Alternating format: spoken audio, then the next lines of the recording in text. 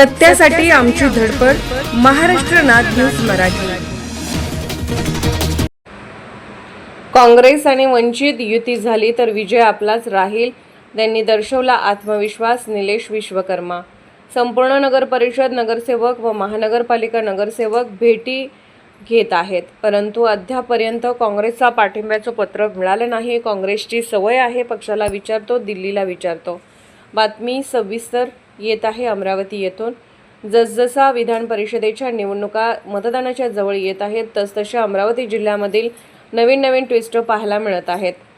एकीकडे हर्षजित देशमुख काँग्रेसचे उमेदवार यांना दवाखान्यातून सुट्टी मिळाल्यानंतर ते अमरावतीला येतात की नाही, का ऑनलाईन प्रचार घेतात, अशा संपूर्ण प्रश्नांची उत्तरं पाहायला मिळत आहेत. परंतु वंचितचे अधिकृत निलेश विश्वकर्मा सातत्याने काँग्रेसचा पाठिंबा मिळावा यासाठी प्रयत्न करीत आहेत, परंतु काही सत्य समोर येईल त्यांच्याशी चर्चा केली असता त्यांनी काय म्हटले पाहूया सविस्तर. आम्ही सातत्यानं डोअर टू डोअर नगरसेवकांच्या भेटी ह्या सर्व आमचा प्रचार सुरू होता. त्यातच पक्षातर्फे ज्या गोष्टी मांडणं गेल्या पाहिजे होत्या, काँग्रेसचं जे अपेक्षित होतं त्या पद्धतीने त्यांना सर्व प्रस्ताव देण्यात आला आहे. आणि काँग्रेसची नेहमीची सवय आहे, प्रदेशला विचारतो, दिल्लीला विचारतो, गल्लीला विचारतो. यात त्यांचा जो वेळ चाललेला आहे, निर्णय त्यांना घ्यायचा आहे. तर त्यांचा उमेदवार इथं बाहेर गेलेला आहे आणि इथं आम्ही लढतो आहे. 7 ठिकाणी त्यांनी अनपोज भाजपला दिलेलं आहे. मग अशा वेळी जर इथं कोणी लढत असेल तर त्याला सोबत दिली पाहिजे. नॅचरल आहे, सर्वांनाच कळतं.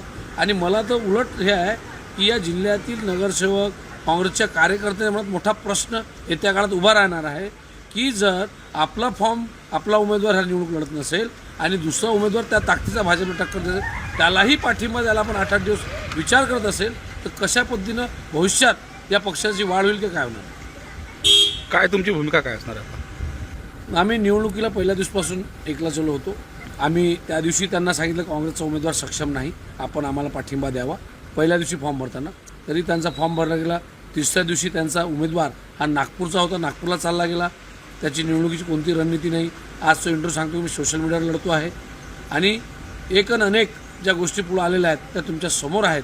सर्व लोकांनी कशा पद्धतीचं वातावरण याच्यात केलेलं आहे, त्यात खरा काँग्रेस कार्यकर्ता, खरा काँग्रेस नगरसेवक त्याच्या मनात दुःख आहे की आपण जेवढ्या मोठ्या निवडणुकीची रणधुमाळी सुरू असताना कशा पद्धतीने आपण मागे हटतो आहे, याच्यावर त्यांना कुठेतरी मंथन करावं लागेल. काय आशा सोडली तुम्ही काय मग तुम्हाला पाठिंबा? नाही, शेवटी निवडणूक ही निवडणूकसारखी झाली पाहिजे.